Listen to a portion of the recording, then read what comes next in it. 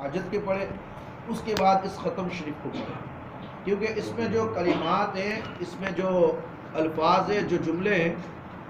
وہ اتنے عظیم کلمات ہیں کہ وہ مقبول بندوں کی زبان سے ادا کیے ہوئے کلمات ہیں۔ تقریباً اس میں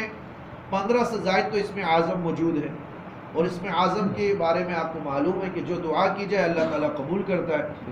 اصل جو ہماری مشکلات اور پریشانیاں حل نہیں ہوتی ہیں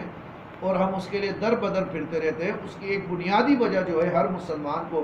سمجھ لینا چاہیے، وہ اللہ کے ذکر سے دوری اختیار کرنا ہے۔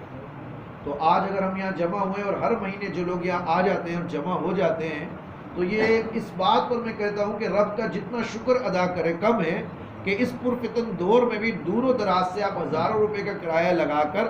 خالصتاً اللہ کے ذکر کے لیے آئیں، یا اگر مسلمان سے ملنے کے لیے بھی آئیں تو سرکار نے فرمایا دو مومن جب آپس میں محبت سے ملتے ہیں